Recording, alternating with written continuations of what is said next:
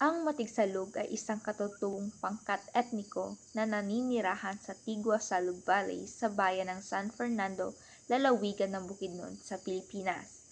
Ang kanilang pangalang Matigsalug ay nangangahulugang mga taong naninirahan sa kahabaan ng Salug River na ngayon ay kilala bilang Davao River.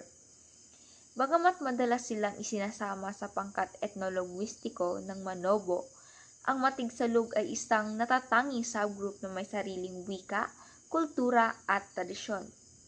Ang kanilang pamumuhay ay nakaangkla sa kalikasan, agrikultura at pangingisda na nagpapakita ng kanilang malalim na ugnayan sa kanilang lupang ninuno. Ang Matigsalug ay kilala rin sa kanilang makukulay na kasuotan, masalimuot na sining ng paghahabi at paggawa ng alahas at mga ritual na nagpapahayag ng kanilang espiritualidad at paniniwala. Sa kabila ng mga hamon ng makabagong panahon, patuloy nilang pinangangalagaan ang kanilang kulturang pamana bilang bahagi ng kanilang pagkakakilanlan. Ang mga kasuotan ng kalalakihan Matigsalug ay tinatawag na binukad o pang-itaas na kasuotan ay isang long sleeve na kamisa na karaniwang yari sa abaka o hinabing tela. Ang masalimuot na borda o beadwork ay matatagpuan dito ay hindi lamang palamuti kundi nagsisilbing simbolo ng identidad at kasaysayan ng kanilang lahi. Samantala, ang buwendera o pang-ibabang kasuotan ng mga lalaki ay isang bahag o pantalon na may makukulay na disenyo. Ito ay karaniwang sinisigurado gamit ang hinabing sinturon na maaring may simbolikong kahulugan, depende sa disenyo at kulay nito. Bilang karagdagang palamuti, ang mga kalalakihan ay maaaring magsuot ng headband o headed necklace. Habang sa mga babae, ang kanilang kasuotan ay tinatawag na binalaran o pang-itaas na kasuotan ay isang masikip at may mahabang manggas na blusa. Kadalasan ito ay may mga geometrikong disenyo at makukulay na borda at beads na hindi lamang nagdadagdag ng kagandahan kundi nagpapahayag din ng kanilang pagkakakilanlan bilang isang pangkat etniko. Ang bawat borda at disenyo ay maaring may kahulugan na nauugnay sa kanilang kasaysayan at paniniwala. Ang hamet o pang-ibabang kasuotan ay isang malung-like wrap-round skirt ay isang hinabing tapis na mahigpit na binabalot sa bewang ng mga kababaihan. Ang paggamit ng mga hinabing tela ay sumasalamin sa mayamang tradisyon ng paghahabi ng mga Matigsalug, kung saan ang bawat disenyo ay maaaring may simbolikong kahulugan. Bukod sa kanilang kasuotan, ang mga kababaihan ay nagsusuot rin ng mga beaded necklace, bracelet at earrings bilang palamuti. Ang mga ito ay hindi lamang tanda ng kanilang kagandahan kundi sumisimbolo rin sa kanilang katayuan sa kanilang lipunan. Karaniwan din may mga headpiece ang kanilang kasuotan na maaaring gawa sa hinabing materyales o mga beadwork na nagpapakita ng kanilang pagiging bahagi ng isang natatanging pamayanan. Ang mga Matigsalug ay may mayamang tradisyon sa paggawa ng alahas, lalo na sa paggamit ng mga natural na materyales. Ang kanilang mga aksesorya ay hindi lamang palamuti, kundi may malalim na kahulugan sa kanilang kultura at paniniwala. Karaniwang ang kanilang alahas ay sumisimbolo sa katayuan sa lipunan, proteksyon at pagkakakinanlan bilang bahagi ng pangkat etniko. Isa sa pinakamahalagang uri ng alahas sa mga Matigsalug ay ang mga beaded necklace na kilala bilang luya o manangyaman. Ang mga kwintas na ito ay gawa sa maliliit at makukulay na beads, particular na sa mga kulay na pula, dilaw, itim at puti.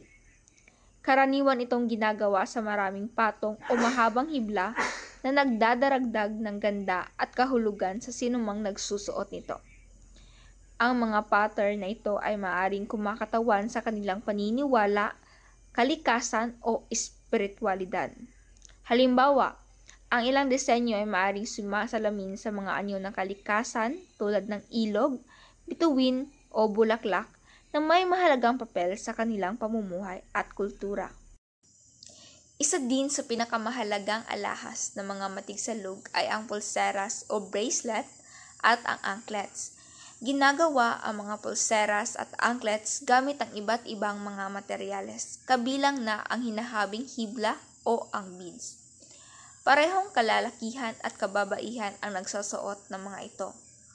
Ang ilan sa mga anklets ay may mga maliliit na kampanilya o palawit na lumilikha ng tunog habang naglalakad.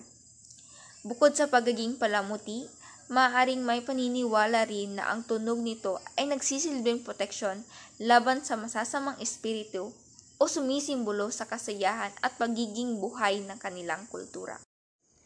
Ang saot ay mga tradisyonal na headpieces ng mga kababaihang matigsalug na may espesyal na kahalagahan sa kanilang kultura.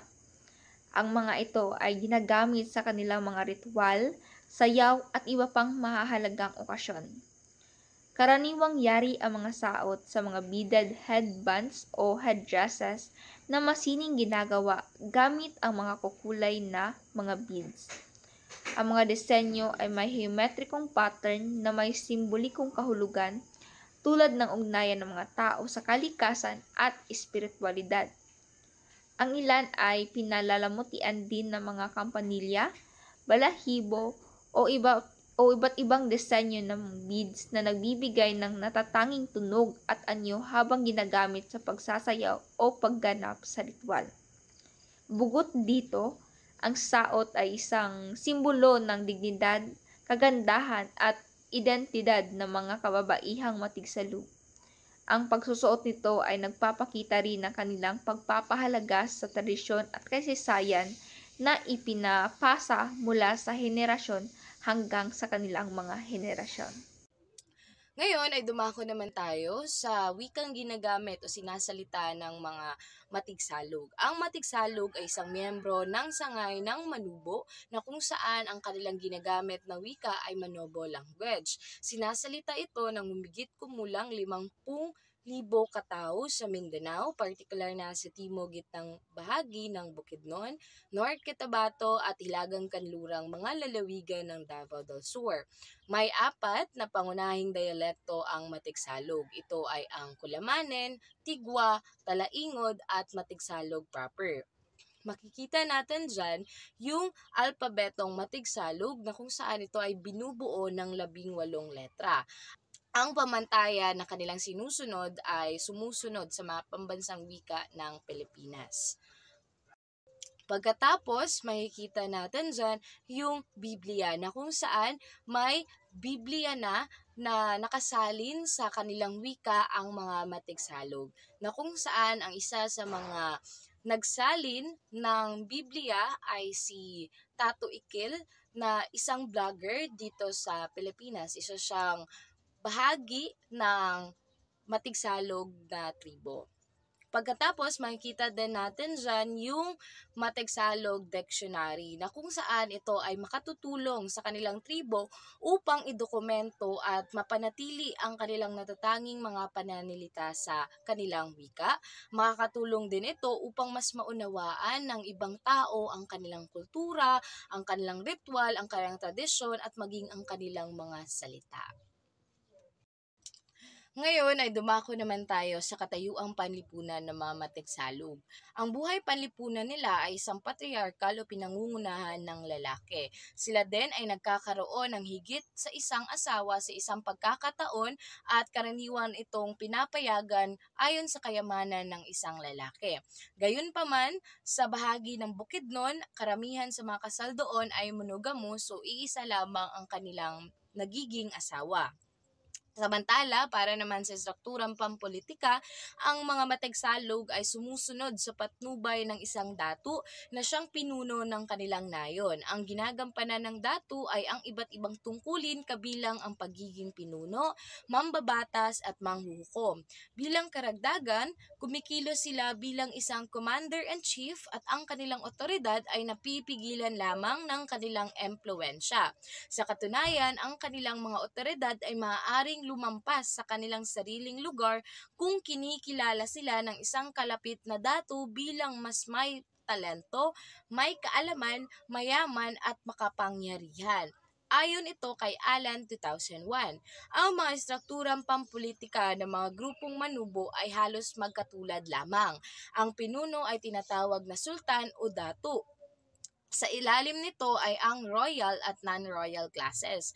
Tanging ang mga taong kabilang lamang sa mga royal classes o maharlikang uri ang maaaring maghangad ng trono. Ang mga kabilang sa mga hindi maharlikang uri o non-royal classes ay nasa ilalim ng kapangyarihan at otoridad ng mga maharlikang uri. Ngayon ay dumako naman tayo sa mga ritual na ginagawa ng mga matigsalog. Itinuturing ng mga matigsalog na si Magbabaya ang kanilang pinakamataas na tagapagtanggol o Panginoon. Sa panahon ng kanilang pinakamahalagang sandali sa kanilang buhay, humihingi sila ng banal na tulong ng Magbabaya. Ang ritual na ito ay kinikilala bilang panubad-tubad. Ang mga seremonyang kinasasangkutan ng panubaran ay maaaring isagawa ng isang babaylan o espiritual na manggagamot, tinatawag ding datuin o ginagalang na matanda o talabawian o manggagamot. Ang panubaran ay tumutukoy sa isang altar na pinalamutian ng hinabel ni maangkag, itom at malalab. Ito ay mga puti at itim na mga tela. Bilang mga handog, gumagamit sila ng manok, tabako, betel nuts, halamang paminta at unted tea salape o pera. Ang mga handog na ito ay nagbibigay ng proteksyon sa mga individual na gumawa mula sa mga espiritu. Bukod pa rito, ang panubad ay ginagawa upang patahimikin ang mga espiritu ng tubig. Ang sunod naman na ritual na ginagawa ng mga matigsalog ay tinatawag na sungod o sungid di kamanga.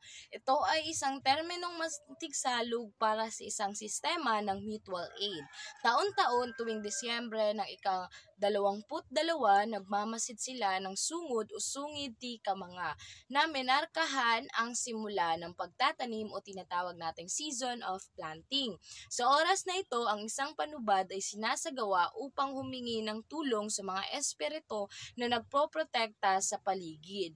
Bukod pa rito, naghahanap sila ng mga pagpapala sa mga lugar kung saan tinatawag itong ugis ni piyak o katutubong manok ang siyang ibinibigay.